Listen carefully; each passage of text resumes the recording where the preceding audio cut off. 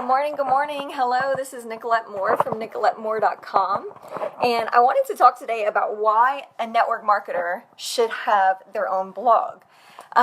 There's several reasons why you would want to have your own blog.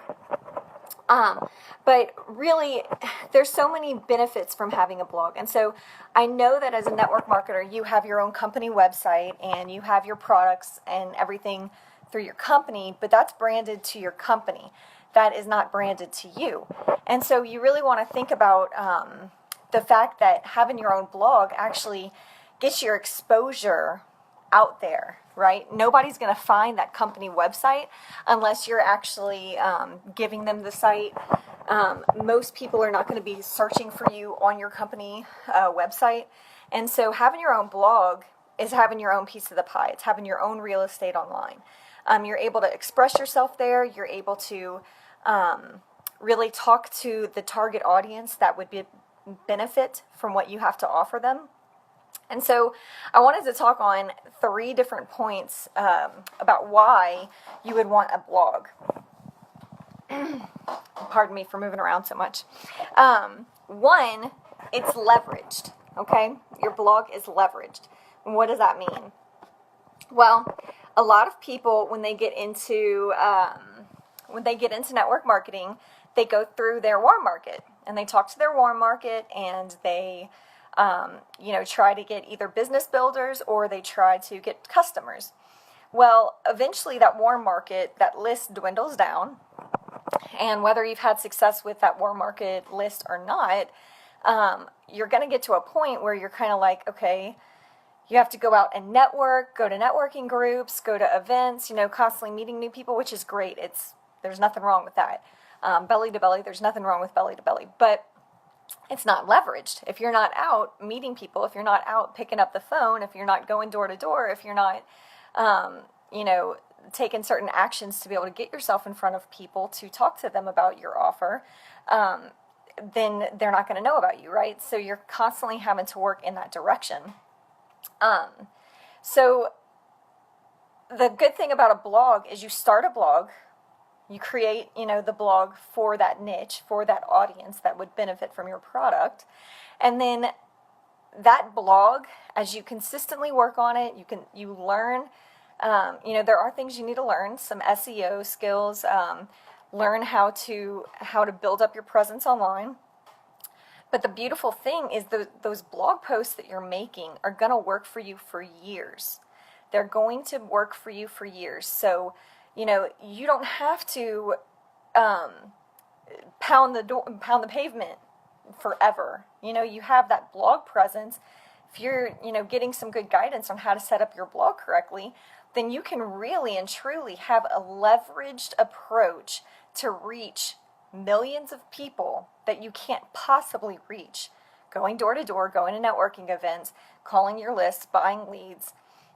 It's just leverage. So it'll help you down the road from having to continue those acts that are not leveraged. So that's 1. 2,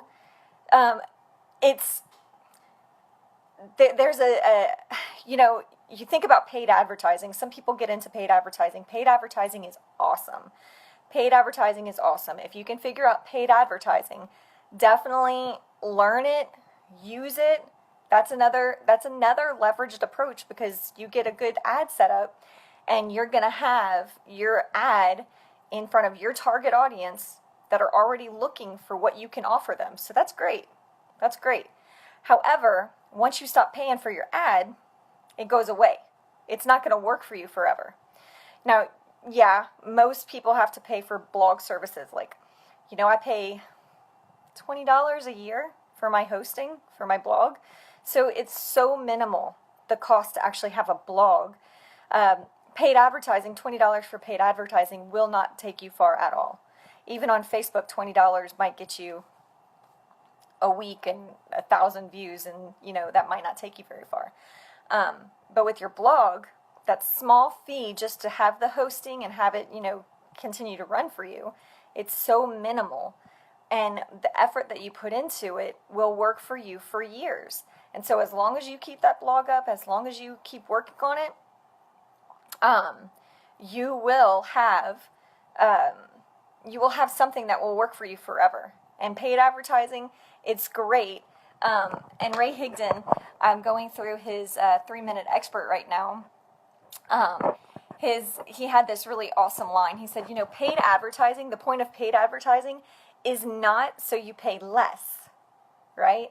Like, some people want to put in so little to their advertising budget and hope for like such a huge return.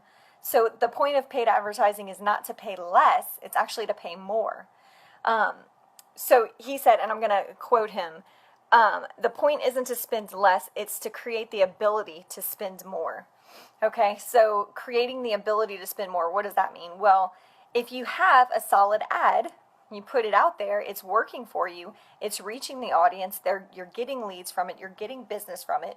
If you put in $1 for paid advertising and you get $1.50 back, how many dollars would you be willing to put into it, right? It just is going to start compounding for you. But again, once you stop paying for that ad, the ad goes away. They're not just going to keep the ad floating around out there. So it's just something to consider. Your blog is going to be sticking around for a long time, and that's going to be advertising for you for, many years, as long as you keep it up. And then really the last thing is it's your online home. Your company might change, right? What if your company changes? What if your company merges with somebody else? What if your company goes away and then you have to find a new company? What if you have a falling out with your company and you want to just change on your own? Then you have to get a new site. You have to, call that warm market all over again. If you have a blog set up and you have a presence, you're learning about branding yourself, you learn about making your own space online, you learn those skills, then it doesn't really matter what happens with your company, because one, you're still going to be attracting your target audience to come to you. You're going to attract people to you. You're going to be getting leads on autopilot. I get leads from my blog every single day, right? And my blog is still really, really new. So blogging is really powerful, and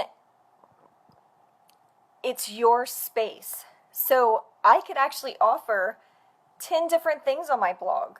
If they're all congruent and they all make sense for the purpose of my blog, I can. And you see bloggers all the time using that kind of method.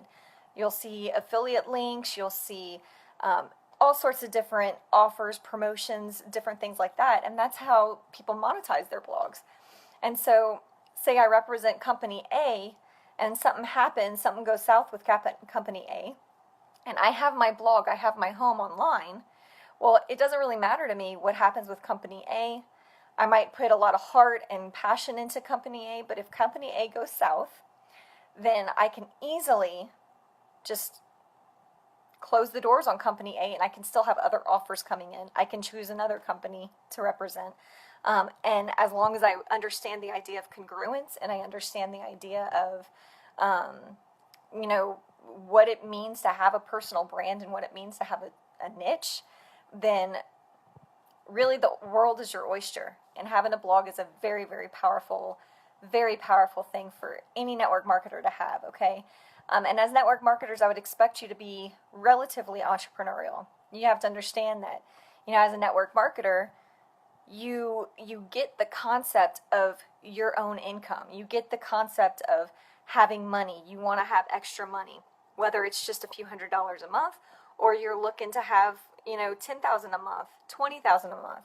There are people making $100,000 a month in some network marketing companies, okay? But I guarantee you, those people that are making $100,000 a month in those network marketing companies, they have other things going for them. They probably all have their own website. They probably have coaches.